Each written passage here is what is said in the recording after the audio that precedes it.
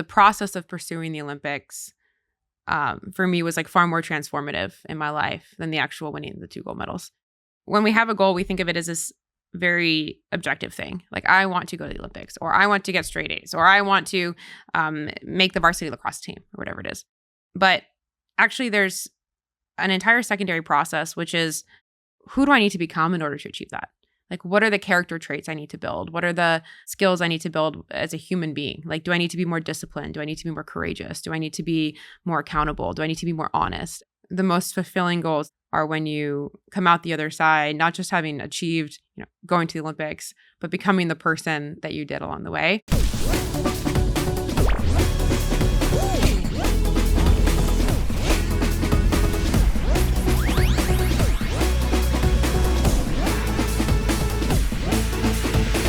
Kristen Faulkner is a double Olympic gold medalist cyclist. She's one of 3 women in history to win a gold medal in 2 different disciplines, and in Paris, she ended a 40-year-old American medal drought. Today, she's here to share about what it was like at the intersection in her life where she had to decide if she wanted to go for it or not. We also talked about why it's important to do things you're a beginner at, why we should say our dreams out loud, and what it means to face your fears. Here's my conversation with Kristen Faulkner. I was trying to be the best cyclist I could be and still trying to deliver at work. And that was an incredibly stressful period. I felt like, to put it bluntly, like I felt like a bit of a hot mess basically for a year and a half, because I was like trying to do everything and I didn't have time for it. So, my bike would run out of battery on a ride and I would get flat tires before work, and I would have to, ride in the rain and then show up late to work and take calls from, the middle of my training ride. And I just felt that I wasn't giving my best self to cycling to work. I remember at one point I had this one-on-one with my boss. She actually took me to a nail salon for a one-on-one. And she was one of the greatest mentors in my life. Her name's Emily Melton. She's an incredible woman. I admire her so much and aspire to be like her, both as a person and a professional. But we were talking about my kind of goals and venture and my career trajectory. And I was kind of coming up on maybe a promotion cycle or, kind of figuring out what my long-term goals were at the company. And she knew I had these cycling goals and I was spending more time on cycling. And I guess from her perspective, she's just trying to figure out, like, do I want to be a venture capitalist in 10 years? Like, what are my goals? And because she was also investing a lot in me as well. And she sat me down and she said, Kristen, I just want to understand, like, what are your goals in cycling? You're doing this while getting your nails done. Yeah. So you're side by side. Yeah, we were actually in those massage chairs at a nail salon. Yes. In Bryant Park in San Francisco. Okay. Which is like a classic VC spot. Wait, and you're side by side. So there's not a lot of, is there eye contact? Like, I really want to understand the picture because I'm imagining it. And what an interesting place for like a pretty like big conversation. Yeah. It's funny. At the time, I thought she specifically took me to a nail salon for a one-on-one. I later found out that she was just really busy that week and she wanted to fit in both things at the same time. So she's like, we can just have our meeting at the nail salon. But we were side by side, but we were facing each other. I think Emily was an incredible mentor for a lot of reasons. One of them is that she had this incredible ability to be very honest and very authentic with you and hold you incredibly accountable, but also bring this level of deep compassion and empathy to her communication. And so whenever I was with her, I felt like I could be really honest and it was a safe space, but also I wanted to be honest with her because I admired her and I wanted her to respect me. I didn't want to disappoint her, but I also knew that if I did disappoint her or say something disappointing, like, I wanted to leave work and pursue cycling, that she wouldn't get mad at me. Like, she would take it very professionally. The truth was safe.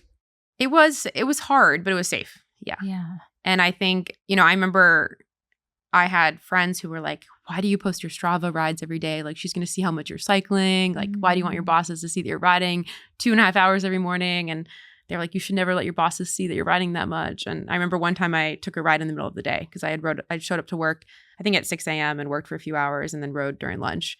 And I had a friend who was like, why would you post on Strava that you rode in the middle of the day? Like, how would you let your bosses see that? And I was like, yeah, but they know I'm working. Like, I just never felt like I had to hide anything from them, which I think was good. Anyway, she said, Kristen, like, what are your goals with cycling? Like, what do you want to be? Like, where do you want to be in 5 years? And how does that fit in with venture? And what do you want in venture? And that was the first time where I felt like I was really forced to confront this reality that maybe I had to choose between the two, or that I had to be really honest with both myself and her about the fact that I actually did want to go to the Olympics and that maybe it wasn't feasible to keep working full time. Because up until then, I'd kind of lied to myself and the world and been like, yeah, I can do both, you know? Like I thought it would be possible to be a great cyclist and a great venture capitalist and you know, maybe be Superwoman and do them both. When she just point blankly asked me that, like, what do you want to do? Like with cycling, what's going to be required to get there? That was when I said, I want to go to the Olympics one day. And she looked at me and she said, and what does that require? And I said, it requires racing a lot in Europe. And she said, okay. And like, how does that fit in with venture capital? Because if you want to be a great venture capitalist, like we can't have you going to Europe for several months every year. And that's when I said, like, yeah, I guess if I had to choose, like I would choose to go to the Olympics. And I really think I need to give myself the opportunity to pursue that. And that was the first time where I was really honest with her about that. And the fact that maybe I didn't want to spend the next 5 years working in adventure. That was a really hard reality to confront. And I think it was the first time where I said it out loud to myself and to other people that actually maybe I was at this fork in the road and I had to make a decision.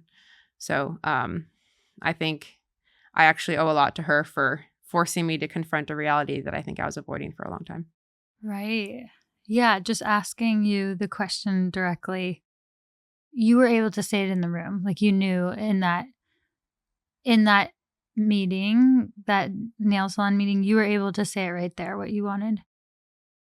I was, but I think it came out really slowly and I was really nervous because the reality is that I never really articulated it out loud. And I felt like I was processing it in front of her in a space that, you know, even though she was incredibly understanding and genuine, is still very scary. You know, I'm basically telling this woman I admire and want to respect me and like me that I might not want to work for her anymore. And it wasn't that I didn't want to work for her. It was just I had this other goal that maybe I'd been avoiding. And I think, yeah, just being asked point blank in a way that I felt kind of like it's not that I was scared to tell her per se. I think I was scared of the truth, which is I'm at a fork in the road in my life and I have to make a big decision. And I've kind of been avoiding this decision for a while. Mm-hmm. And so I remember when I did say it out loud, I remember my voice kind of got small and like quiet. And I was like, yeah, I want to go to the Olympics one day.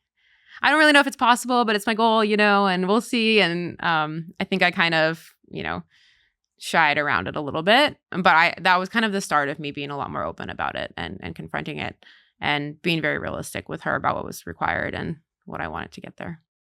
It's such a sweet moment when you say something out loud that you maybe like secretly believe in and maybe kind of secretly want. And then you start to like give it a voice and a name and space. I think we all like have those moments, especially with an Olympic dream. And it often starts so shy, right?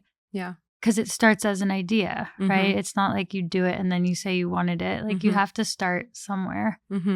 I think a lot of people, when they have a big dream, are really scared to articulate it out loud. Yeah, what is it?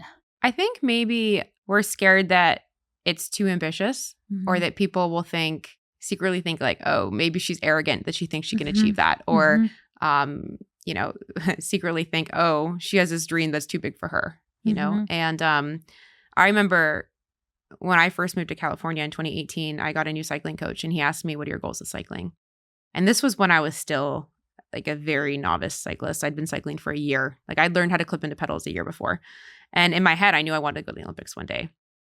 And he asked me, what are your goals in cycling? And I just said to him, I want to be the best I can be. And I didn't tell him I had an Olympic dream because to me, it just like felt too ambitious to communicate that yet. Yeah. But I do think, anyone who has a big dream, I think the best thing you can do is articulate it out loud because I think it builds the courage to start pursuing it in a public way. And only when you start pursuing it in a public way can you get the resources and support and mentorship that you really need to get there. And also, I think it creates accountability for yourself and it starts to make the dream something that is just an idea into something that's a real pursuit.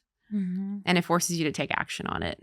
That's right. And it's not lame. It's not cocky. Like, it's not weird to want something that you haven't gotten yet. Yeah. You know? Not at all. And I would never tell someone else to dream smaller, but we always tell ourselves, oh, you're dreaming too big. Yeah. You know? I really do think about Pixar characters. Like, Matt, we've talked about this a little bit before, but like these characters in these Pixar movies that we adore, they always want things that like are unlikely for them. And we're thrilled. Like that's the journey we go on with them. And they often like are under-equipped and they're going to fall down.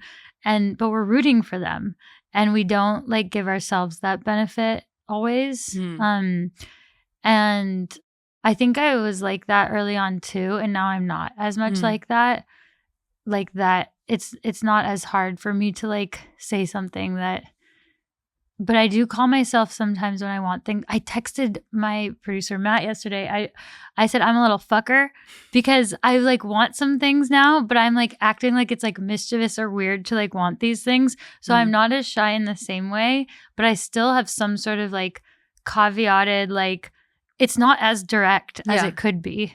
And I think women, not to make it a gender thing, but I do think women struggle with this a bit more than men to articulate what they want and to say it publicly, because I think women are not necessarily taught from a young age that it's just not taught to be publicly ambitious and openly ambitious and to say their goals out loud. But I do believe, you know, this mentor of mine, when she asked me this directly, I don't think she realized how much of a moment that would be for me. But really, it was the first time I articulated it out loud to somebody. And I think it's a muscle that you practice. Like this, being able to speak up about what you want and to tell someone your goals and ambitions, it's incredibly scary at first. It's like going on stage in front of a crowd for the first time. The first time you ever go on stage, maybe you're super nervous. Maybe the first time you give a public speech, you're super nervous. But the more you do it, it's a muscle that you practice and you build confidence. And I think the same is true with articulating your goals out loud. The first time you do it, you're super nervous. But then you just build more confidence and you build practice and you realize actually people are there to support you. And people don't think that it's too ambitious. They do think you're capable. They do think you're talented and they want to support you. And I think, you know, one piece of advice I would give to young women is like, if you have a goal, articulate it for two reasons. Because number one, it'll make this dream and this goal way more easier to achieve. It'll be a reality for you. But also it's a muscle you practice so that all the other, you know, dozens of goals you have in your life, you're more prepared to say those out loud and pursue those. And I think if women can start from a young age just articulating what they want out loud, I think, you know, 10 years down the road, 20 years down the road, they'll be better able to advocate for themselves, better able to share their goals and dreams. And then when you share them, you're that much closer to achieving them, you know? And so I do think it's a muscle that we practice. Yeah. And if we don't say it out loud, then someone will assign a goal to us. You know, like people will tell you what you want or what you should want if you don't have an idea of it yourself. Yeah. One of my favorite parts about trail running is my connection to the actual trail. No matter what headspace and body space I wake up in, when I lace up my shoes and go out my door onto the trails just up the road, I know the run is going to take me where I'm meant to be. To carry myself to a view is one of the most satisfying ways to start a day. And being outside also helps tremendously with my creativity. I've been running in Merrell's new Agility Peak 6. The Float Pro foam cushioning gives me a gentle ride. The Flex Connect technology shifts with me in the terrain so I have no fear of falling. The Vibram Mega Grip traction locks me in on technical terrain so I can focus on nothing but the run. And what am I thinking about on the run these days? I've been writing my new book, and when I'm running alone especially, I use my time to reset and reflect on big thoughts that are eventually going to end up on the page. The Agility Peak 6 is also available in Gore-Tex, and it's available on Merrell.com starting February 6th, along with many other shoes and apparel I love. Merrell has been a global leader on the trail for over 40 years, innovating and crafting footwear designed for adventures of all speeds and sizes. You guys are in luck because the offer is amazing. For a limited time, we're partnering with Merrell to give you 25% off your first purchase using the code MentorBuffet25 when you check out on Merrell.com. That's MentorBuffet25 when you check out on Merrell.com. Merrell believes in sharing the power of outside with everyone, and so do I. So let's get outside, get out on the trails, and let's get back to the episode. I mean, you and I, like, fresh for us to be here sitting talking when, like, we made the Olympics, you know, and, like, not everybody will. So what is it when if you have a big dream and you chase it, can we back up that it is worth chasing even if you don't get it? Because I think some people are afraid. And I guess I don't even know if we're the experts to talk about this, but some people I think are afraid to commit to a dream because they don't know what their life will amount to if they don't get to that dream. Yeah. And I think there's a lot you get out of going through a process of commitment and evolution and change no matter how far you get. Yeah. But I don't know if I'm the one that anyone will believe in saying that. Yeah, for sure. I mean, I think I was actually talking with Jamie this morning about this. Jamie's my friend. She's here. Jamie's my friend too. She's our mutual friend. Everyone who on the other side of the camera is our very, very good friend Jamie, who we know separately and love equally. I know Jamie through cycling, and Alexi knows her from college. First friend. I think oftentimes when we have a goal, we think of it as this very objective thing. Like, I want to go to the Olympics, or I want to get straight A's, or I want to make the varsity lacrosse team, or whatever it is. But actually, there's an entire secondary process, which is who do I need to become in order to achieve that? Like, what are the character traits I need to build? What are the skills I need to build as a human being? Like, do I need to be more disciplined? Do I need to be more courageous? Do I need to be more accountable? Do I need to be more honest? And I think the process of pursuing a goal forces you to develop those skill sets and those character traits. And the most fulfilling goals and the most fulfilling processes are when you come out the other side, not just having achieved, going to the Olympics, but becoming the person that you did along the way. And that sounds really cheesy and it sounds really cliche. But for me, the process of pursuing the Olympics for me was like far more transformative in my life than the actual winning the 2 gold medals. Because I think for me, I developed more confidence. I developed, I learned how to train my mind and perform under pressure and communicate under pressure. I built teammates from around the world of different cultures, and I learned how to be friends with people from Italy and France and Australia and like all the different cultural nuances that go with that. I learned how to have a long distance relationship. I learned how to be a public speaker and speak on TV. I learned how to be a really good friend and family member when I'm living on the other side of the world. And I think there were so many things along the way, like crashing and getting back up and building that resilience. And I think you can speak to it as well, probably just the process of who you became in your pursuit of the Olympics. And all of those things happen until the moment you achieve, you get those no matter what. Yeah. Because that's the person who would achieve what you achieved. Yeah. But it's also who you are no matter what you achieve. Yeah. Again, this sounds cheesy maybe to some people, but like the gold medals are incredible. Like, I'm not going to lie. Like, going to the Olympics and achieving those is incredible and definitely adds value to my life. But if I were to compare like the Kristen today to the Kristen when she started out on that journey, I think that is just like a far more rewarding prize at the end. To have like seen that transformation of myself. And I think when people often ask me like, what are your goals in cycling now? Or like, what are your goals for the season? And it's actually interesting because now when I set goals, it's far less about the actual goal itself. And it's more, what is a goal I can set where I know that I'm going to have to evolve as a person in order to achieve it? That's awesome. That's really cool. Yeah. You go. Yeah, like if someone says like, oh, do you want to win Flanders, or do you want to like win Ghent Wevelgem, or do you want to be a better GC rider? Or for me, it's like those all sound cool, but like what's really cool to me is coming up with a goal where it's clear to me that I'm going to be challenged in new ways and have to grow as a person in order to achieve it.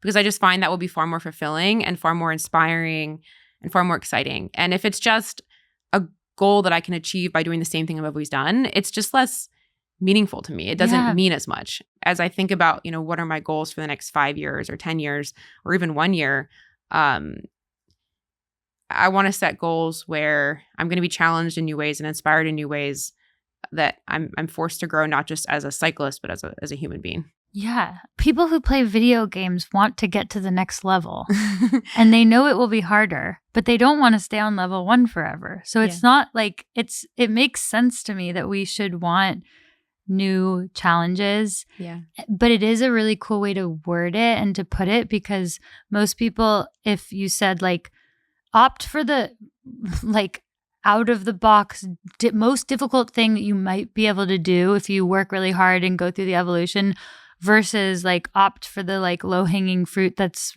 prestigious and awesome in the public eye or whatever. That's a different way than saying which of these choices is going to push me to grow the most, which is probably the more challenging decision, right?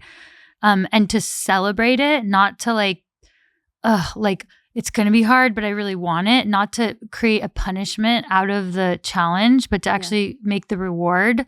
The challenge is the reward, because that's the growth you get, is really positive. Yeah, one of my New Year's resolutions actually is to do a stand-up comedy skit at some point on stage.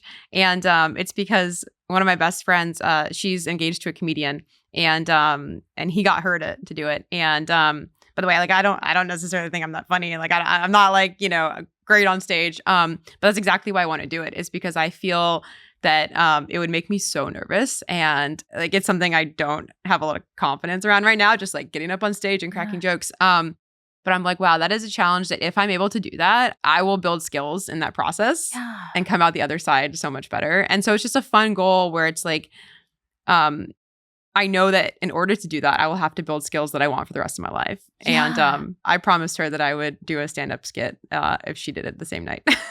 I love that. So that's one. And then another one is at some point in my life, I want to sing in front of a crowd, because basically when I was younger, so I had 3 brothers and a sister, and I was the fourth of 5 kids. And I feel like for most of my life, I was given a lot of positive feedback, like, oh, you're a really good student, you're a really good athlete. But one area where I got really negative feedback was singing. People told me like, you're a terrible singer.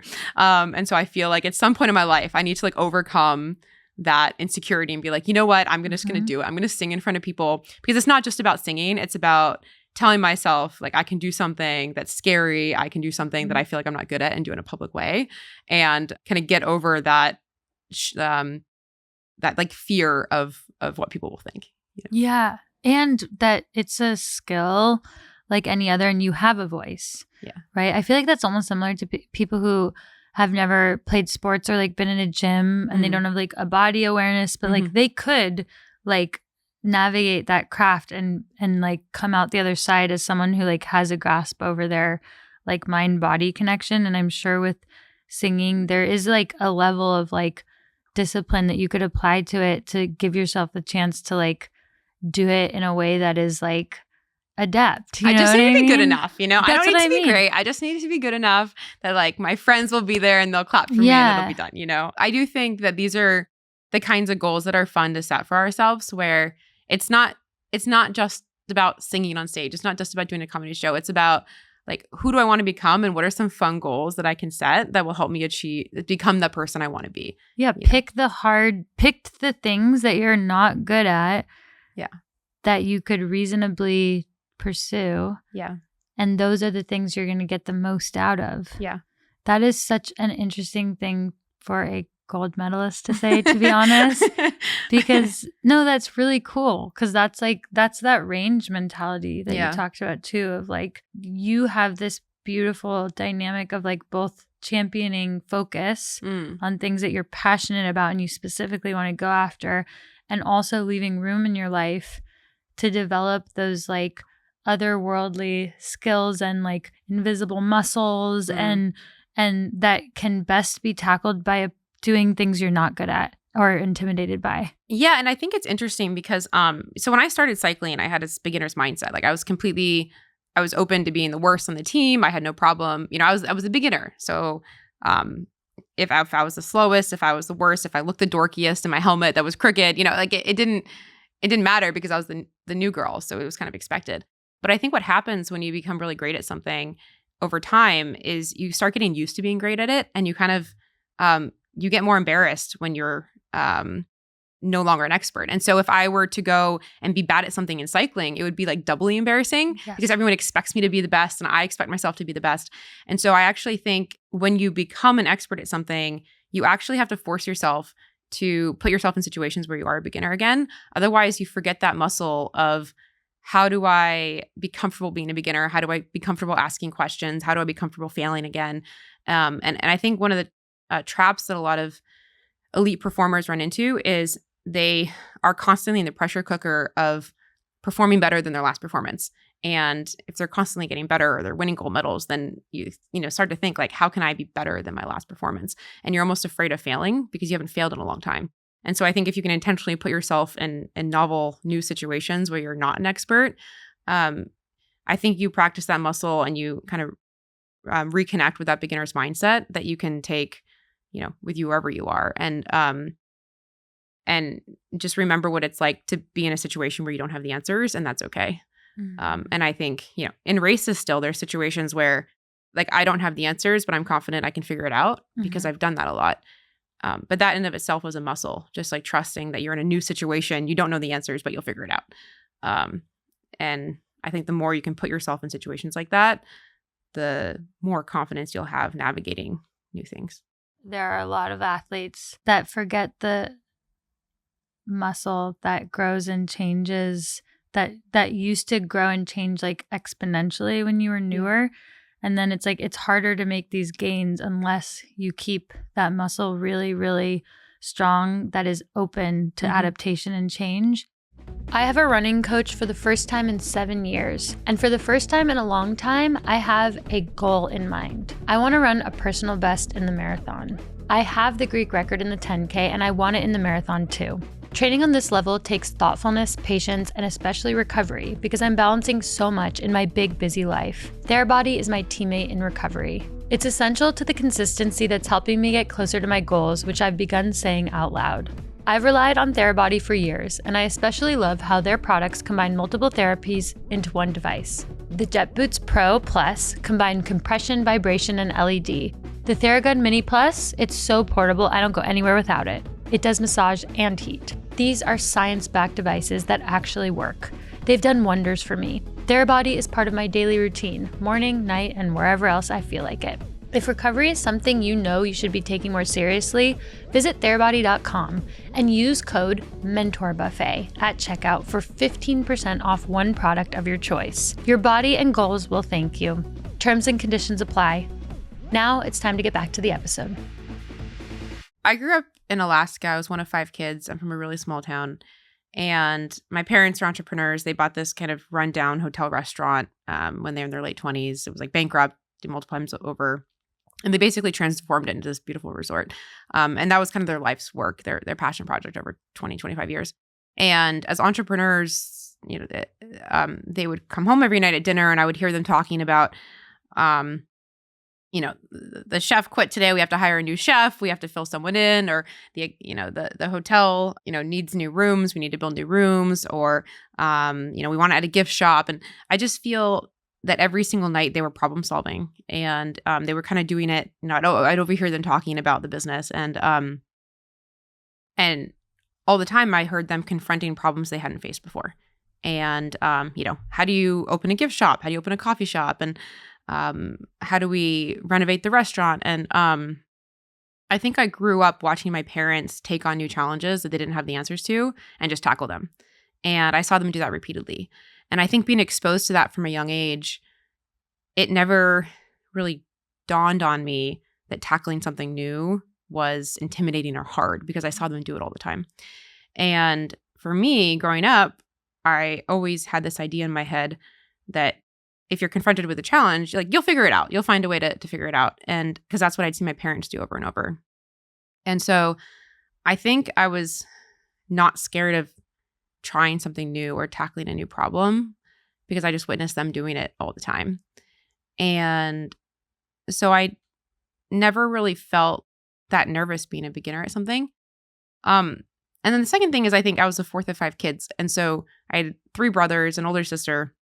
And so I was never the best at anything at home.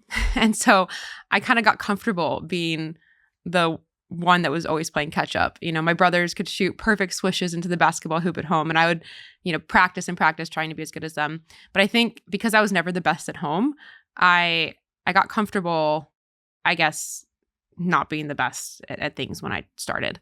My siblings always were better at math because they were older than me. They were better at sports because they were older than me. They could swim faster. And for me, like being on the younger side of things, asking questions, like that was normal for me. Yeah. So when I got to college, or actually when I got to high school, I decided to start rowing, and it was a brand new sport for me. But I picked it up really quickly, and I made the varsity boat freshman year. And I think it was just because I went in and I was like, oh, this is new, but I'm going to learn it and it's going to be fun. And it didn't faze me. Like I was intimidated a little bit, but I saw it as exciting. Like I saw a new challenge as something to be conquered, not something to be like shying away from. And then when I graduated and moved to New York City, I remember when I was looking at where I would live after college, New York City was like the most intimidating place in the world because I was from this small town of 5,000 people. There were more people on the Upper East Side in New York City than I think my entire state, maybe, or my entire hometown. I think on the square block, I think I lived on, there were like more people than my hometown. But I was like, this would be new and exciting and challenging, and it'll be challenging in new ways. And so when I moved to New York City, I had been an athlete my entire life, and I was really looking for an outlet to fulfill that competitive side, but also the community aspect of a sport that I really missed from being on a college sports team. And my friend suggested that I try biking. And I found this introductory women's cycling clinic in Central Park. So I decided to borrow my friend's bike, and I showed up, and the bike was too big for me. I had this crooked helmet and really like ankle socks and like these running sunglasses and running shorts and sneakers, and definitely did not look the part. But I had fun, and I saw it as a new challenge, and I loved biking. I remember I'd go to Central Park, and I just felt like it was my only time in nature, being in New York City. And I really missed that because Alaska is so full of nature. And so I'd go back every day to just kind of connect with nature, connect with sports. And that's kind of how I fell in love with cycling. And because I was so new, I knew nothing about cycling. I mean, I was a beginner all over again, but I wasn't scared to be a beginner. Like to me, it was exciting being a beginner at something. And I was also a beginner in venture capital because I just started a new job. And so I think I was a beginner in a big city. Like I was the first time living in a big city, first time doing venture capital, first time trying a new sport. And I just feel like everything was new, and I was a beginner at everything at the time. So I didn't feel scared to be a beginner because everything in my life felt like I was a beginner at that time. And tell me, like, what is so delightful about being a beginner? For me, it's that I can see my progress so vividly and so clearly, and my trajectory is so visible. Like I can go back every day and see my improvement, and that's really motivating when you try something new. I remember clipping into pedals, and I could do like 5 pedal strokes before I fell over, and then I would do it the second time, and I could do 10 pedal strokes before I fell over, and then I could do a full lap before I fell over, and I was like, okay, like I'm getting better. And that's so motivating when you start the day and you're bad at something, and then you work on it, and then 2 hours later you finish the day and you're already better at that skill. That is so motivating. And I think to me, that's what I love about trying something new, is it reminds me that I am capable of self-improvement when I practice something or put my mind to something.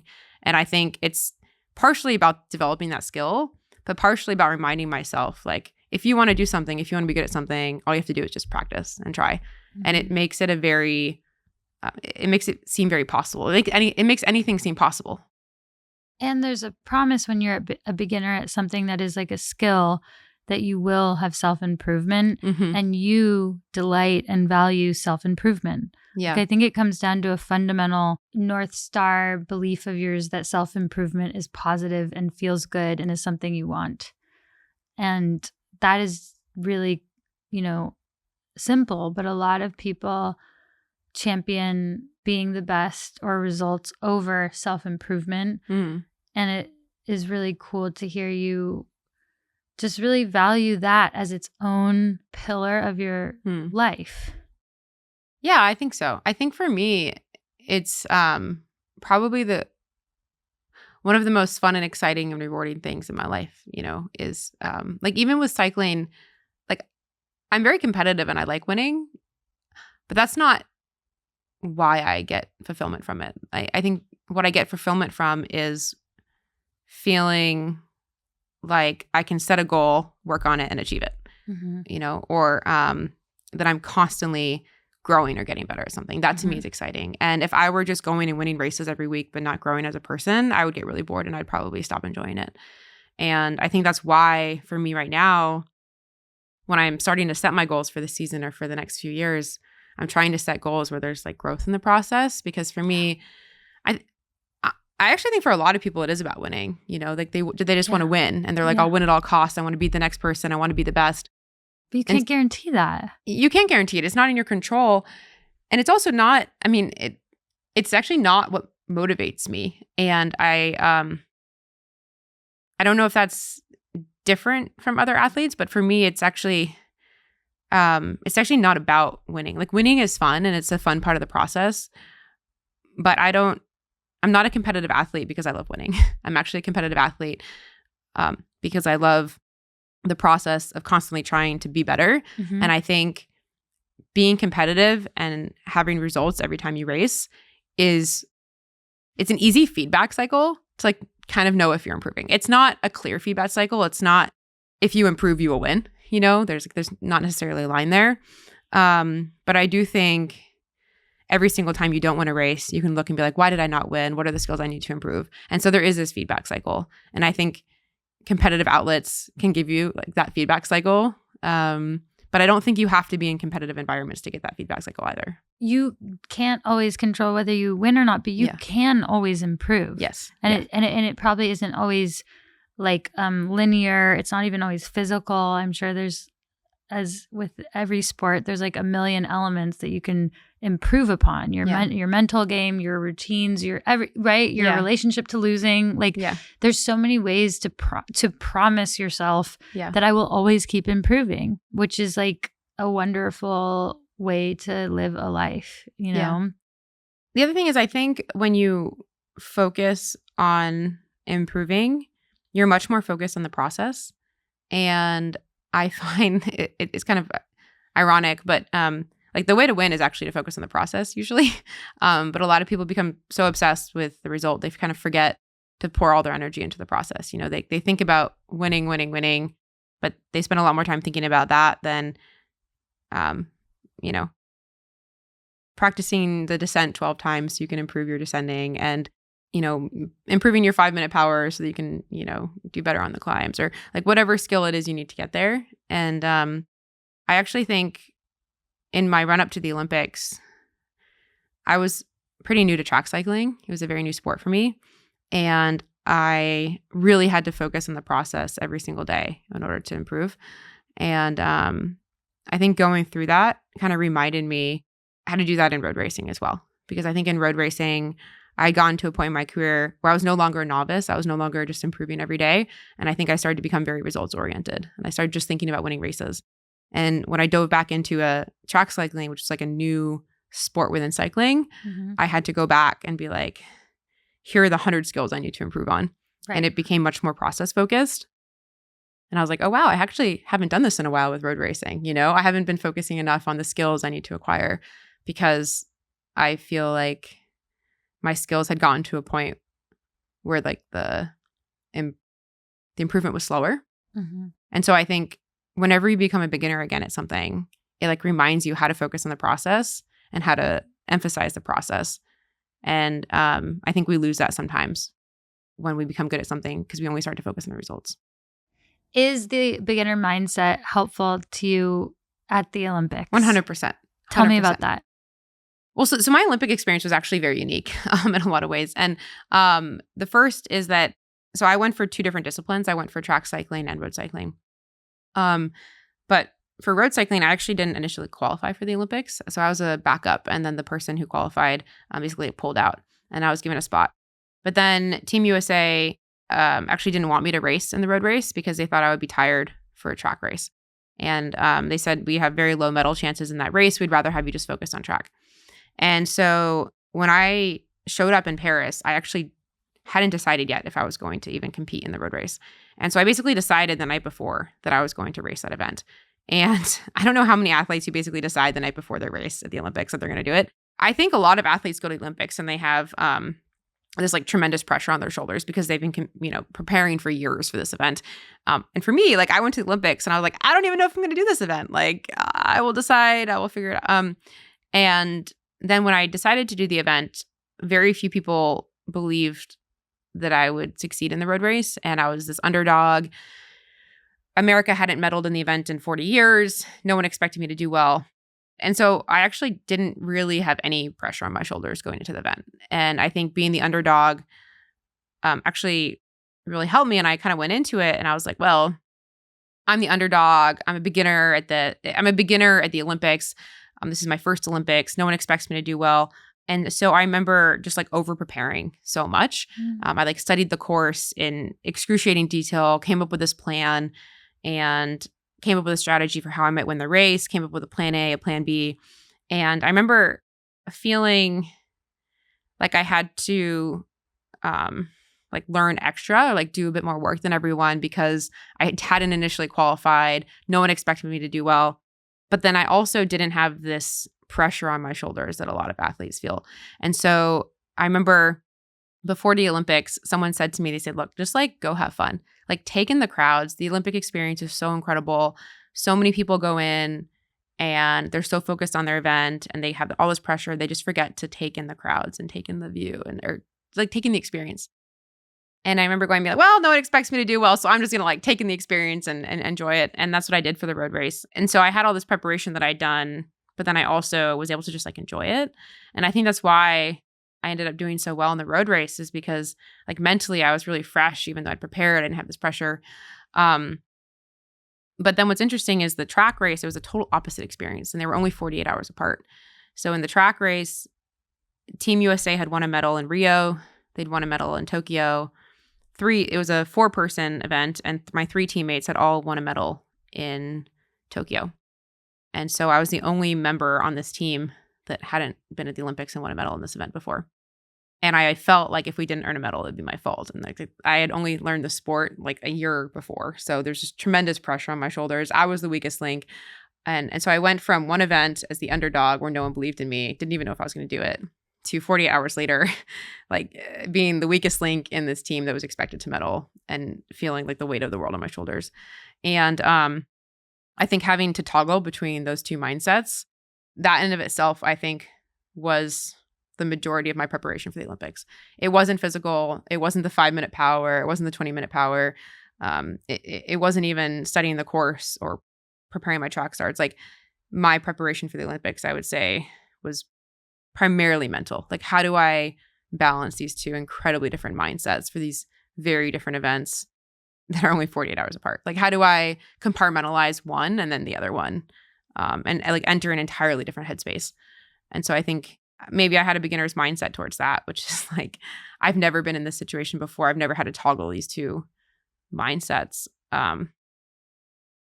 Like I need to be a beginner when it comes to like mental discipline. Mm-hmm. That makes sense. Which translates into what? Grace for yourself, time by yourself. What does it look like to actually do it? I think it's like this mental flexibility, which is any situation I'm in, I can prepare like the mindset I need for that, you know? And I know that I need a different mindset for everything. And so if I'm going on stage to do a stand-up comedy show, that's going to take a very different mindset than if I'm going to go perform at the Pan American Games Championship, you know, in a month, or if I'm going to go try to speak with an entrepreneur to win a deal for venture capital. Like all of these like each of these situations require very different mental states and mindsets. And so how can I create this like mental flexibility in my head, which is like, you need to develop this mental flexibility to approach any situation, like decide what mindset you're going to have for the situation and then like go have that mindset, go build that mindset. Okay. I love this. And what I'm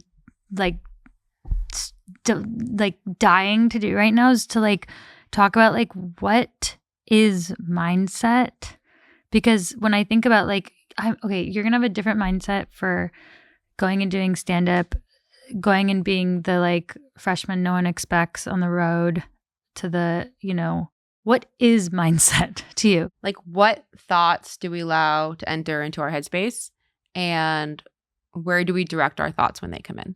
And so for example, if I'm doing stand-up comedy, I should be thinking about, like, I should be going onto stage and I should be thinking about all the moments in my life where I have been really funny. Like, think when I've been the social butterfly, I'm the life of the party, I'm the host of the dinner party, people like me, people clap for me on stage, I am Clara in the Nutcracker, I'm giving a student council speech, I am, receiving an award. Like, these are the images in my mind that I should be thinking about, because that'll give me the confidence to believe that, like, okay, I'm on stage, people are going to enjoy this. And I know that in order to deliver a good stand-up comedy, like, the number one thing you need is confidence. And so how do I put myself in a headspace to feel confident in this situation?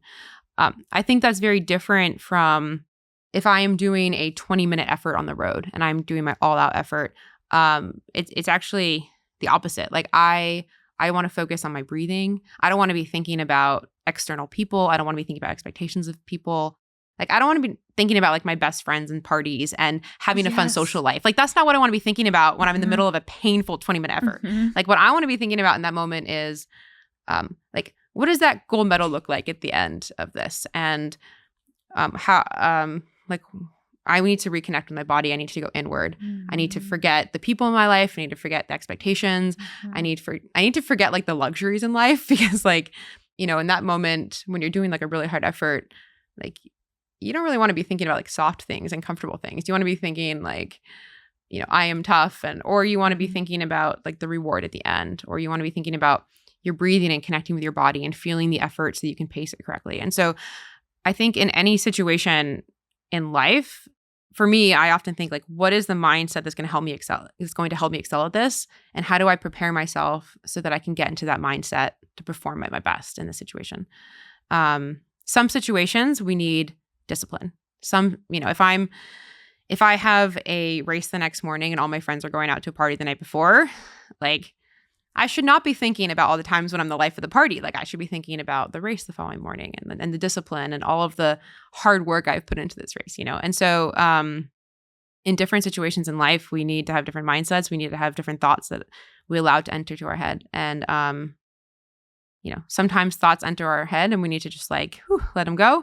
Other times thoughts enter our head and we need to, like, capture them and be like, oh yes, like, I remember that time when I cracked that joke and everyone thought it was so funny, and, like, that's me. Like, I'm the funny person, So that's what I think about. It's like practicing controlling your thoughts and allowing certain ones to enter your headspace and other ones to not. And what memories do you focus on? What experiences do you remember? What feelings show up for you in that moment? And how do you like, hold on to them when they're necessary for the moment?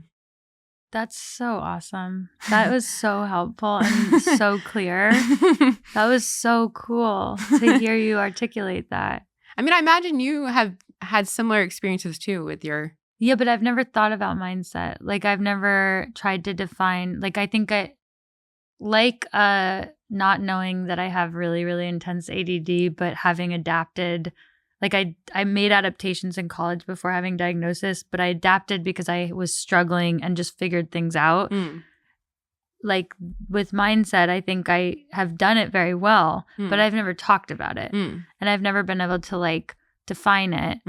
And it's really nice to, because now I can be better about it, about being conscious about what I'm doing, and also help people understand how they might do it if they have no kind of grounding or experience with it. But I agree with you that that's what we do. Yeah. Well, it's funny because a lot of times when we want to be great at something, we think about the skills we need, like the tactical skills. Like, if I want to be a good triathlete, I need to, I need to run every day, or, like, I need to get my running pace to this time. Or if I want to be a good public speaker, I need to develop XY skills. But we don't often talk about training our mind and like, how do we train ourselves?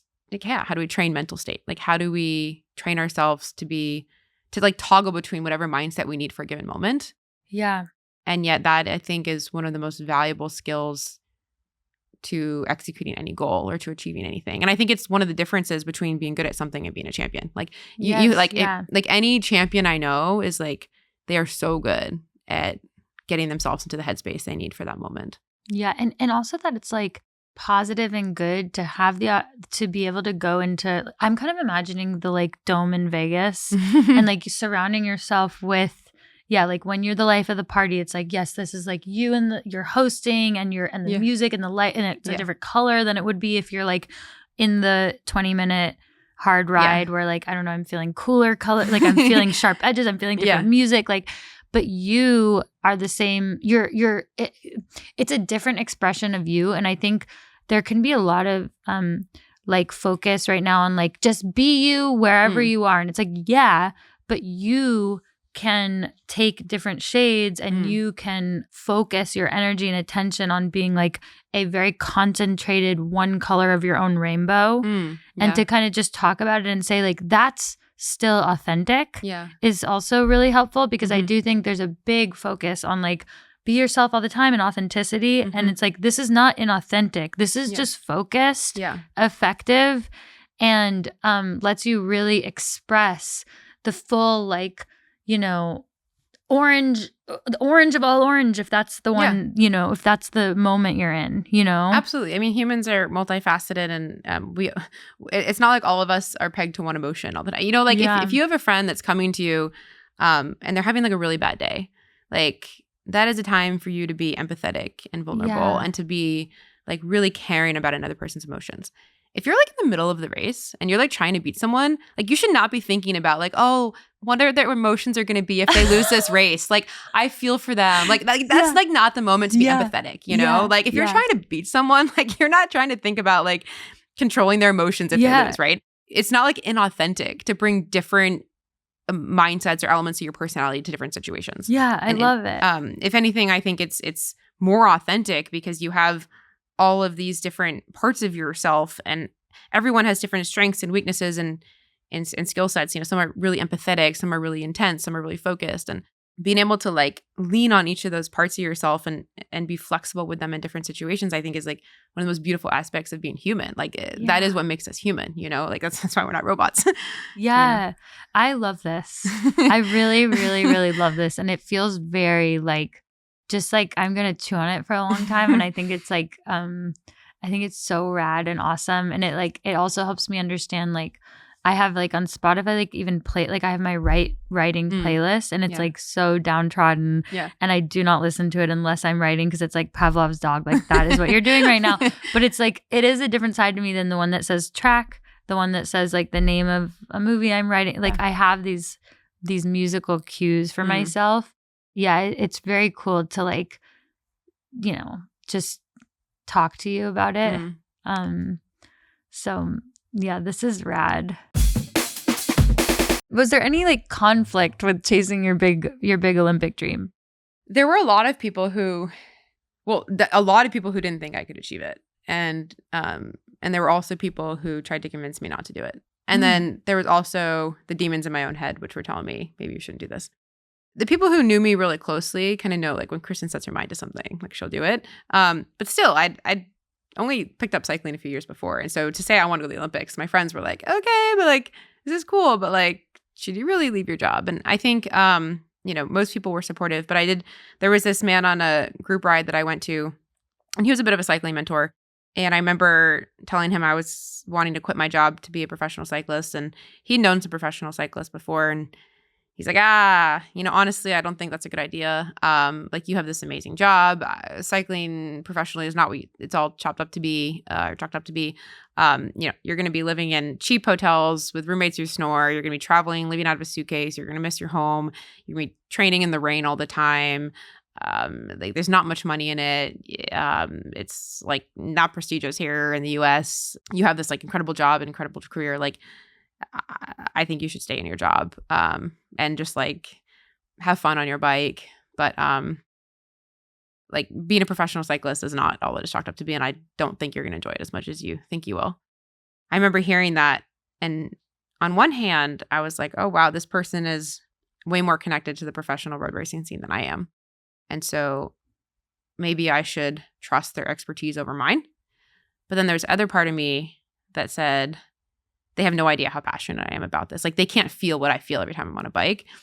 And so I said, even after telling me all those things, I still want to do it. And he said, if that's how you feel, then you definitely maybe want to do it. But I'm just warning you. Like, I just want you to know that I warned you. So yeah, he was one person who definitely didn't think I should leave my job. I think that was, that was some bad advice, but I think it was valuable for me because even after hearing a credible naysayer who I respected, I still wanted to do it. Yeah. And I think that's when I realized, like, wow, there is no one in the world who could convince me not to do this. Right. It's almost like thankful to this naysayer. I'm just thinking about like a man holding a stop sign or something. Yeah. Of which, like, I think many athletes have memories of those people. But yeah, even that, it's almost like a green light for you if they say all the bad things and you still want to do it. Yeah. Because then you weren't like the one that was just so ignorant. Yeah. You weren't ignorant. You were actually like, nope, someone has told me all the warnings and I will still proceed. I think I wanted to pursue this Olympic dream so bad. I don't think there was anything anyone could have told me that would have dissuaded me at that moment. And I think that's when I was like, wow, this is how I know, like, I really want to do it. That's a really cool moment. So I think the biggest demons, though, were not from other people. I think they were in my own head. I mean, I'm one of 5 kids. My 4 siblings are all very successful, and like athletically and school and their jobs. And I remember feeling like if I quit my job and go do this and make no money and just like go pursue cycling, I felt like I was going to be like the reject child, like the child that failed, like one of 5 kids, and they're like all wildly successful. And then you have like Kristen, who just like quit her job and is like doing nothing with her life. I think that was actually my greatest like fear and insecurity, was like being the child that like went off the deep end. I mean, I experienced that because I have siblings that are so successful, but I feel like maybe people experience a version of that maybe among their friends, or they feel scared to quit their job or not go to graduate school or not, not pursue a traditional business career, like maybe pursue a creative career, because they feel that among their friends, they're going to be like, the one without a high paying job or something like that. And I think a lot of people feel that fear and insecurity when they want to go be an entrepreneur or like go doing their own thing. And I actually think that is like a sign that you're being really courageous, when you want to do something that's different. And I think for me, like no one in my family feels that way now. And like at the time they didn't, but I think we all have that fear in our head of pursuing something unconventional because it's more risky and it's a lot easier to take the safe route that, people will approve of. But I would also say that taking that risk, like having the courage to be willing to be different or to be willing to be the reject, I think was like the greatest decision I ever made in my life. It was like that was the hardest, actually. People think like, oh, like leaving your job, like that must have been really hard. But it actually wasn't the financial insecurity or even the fear of my job or the fear of not liking cycling. Like those were not the biggest fears. I actually think the biggest fears in my head at the time were like, what will people think? Like, what will my family think? Like, what will my friends think? What will my colleagues think if I go do this and I fail? And I think a lot of us face those like internal demons about like how we'll be perceived. But in the end of the day, like that doesn't matter at all. And if you're surrounding yourself with people who really care about you, like those are the people whose opinions should matter most. And they're going to love you for pursuing something you're passionate about, Mm-hmm. And don't you think that everybody wishes they had courage? Yeah. So that, because we have to respond to the voices that like we think are, the audience that we think is there. And so I think we need to like come up with something to say to ourselves about them instead of, I don't always like, it doesn't always work well for me to be like, that doesn't matter because there's still a voice. Yeah. And so I always have to come up with a response to like an incessant voice. And so if the voice is like, what if I fail? Then I would have to come up with a response that I like tell myself, which is that like they wish they were that courageous. Yeah. I often think like if I had a daughter, what would I tell her to do? So I think like if I had like a daughter who came to me and was like, I'm so passionate about cycling and I really want to pursue this dream. I'm like scared of what you'll think. I'm like, of course I would tell her to go do it. Like if I like love my daughter, like I would want her to like pursue her dreams, of course.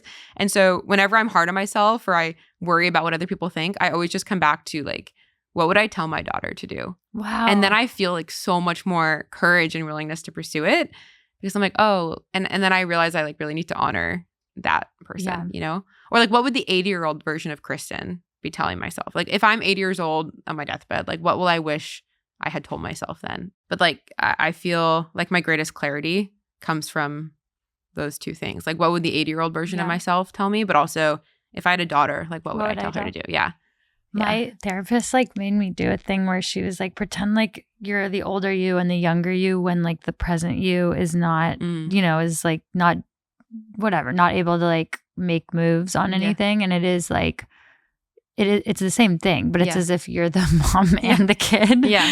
And it's really helpful. Yeah. Because it brings, a perspective that's very, very clear. It's so much more clear than. Yeah. And so I think like whenever my friends are really struggling with something, or they're like, oh, I want to quit my job, or I want to pursue this, or I want to switch careers, or I want to go to business school, or I want to not go to business school, or, you know, I'm like, forget what I'm saying, forget what your friends are saying. Like, what would you tell your daughter to do?